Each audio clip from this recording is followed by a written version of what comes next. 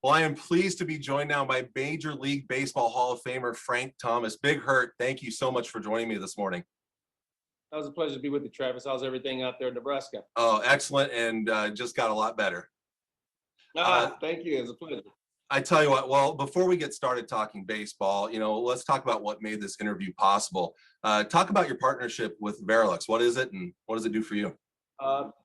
Verilux is the world's #1 progressive lens provider.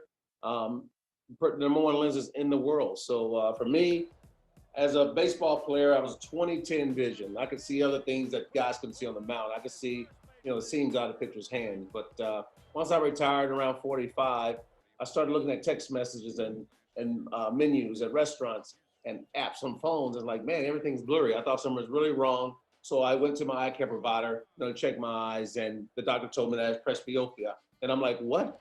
I thought something was seriously wrong. He said, take it easy. It's just it's a normal aging eye condition. And it really just comes down to old eyes. And he suggested progressive lenses for me that really changed my whole vision and aspect of things. Because for me, I've always had perfect vision. When something goes wrong like that, you start to wonder something wrong with your health. But aging eyes is very consistent with people over 40. All right, well, let's get talking about baseball now. Let's look back at the 2021 season. One to remember as things kind of got back to normal. You had fans back in the stadiums. What are some of your favorite memories from this past season?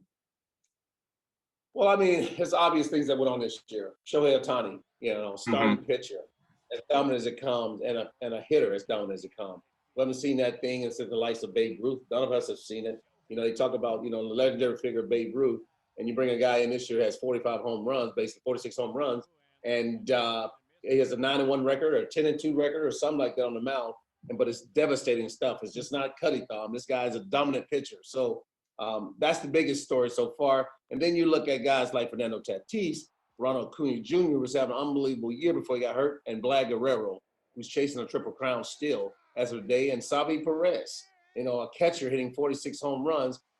Big fan of Savvy. I said many years ago, I think this guy's going to be a playing Hall of Famer, and people thought I was crazy. And that was in 2014. So big ups to Savvy Perez. You're going to have one heck of an AL MVP race because any one of those three guys in my mind can win it. Specifically for you, I'd say one of your favorite moments had to be going to Iowa, right? What was that like?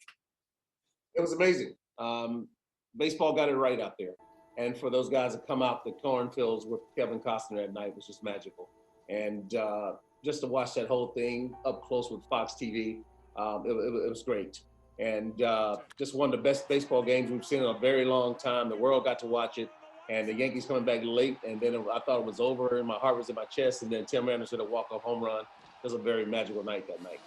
All right. Well, the Giants, they've been probably the biggest surprise of the season so far, and probably one of the front runners for the upcoming playoffs.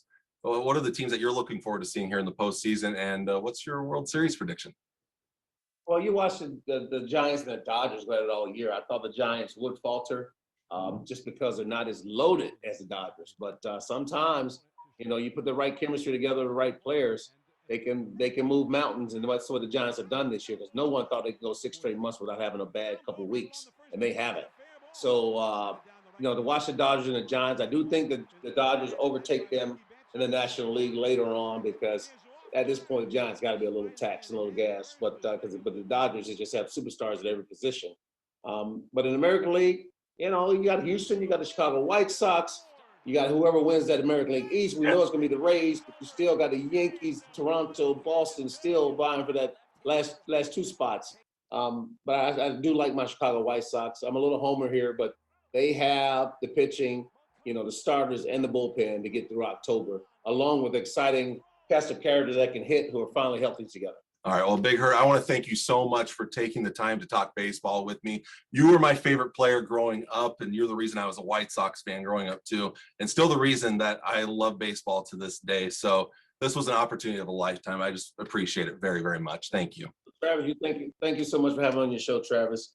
And it's a pleasure, buddy.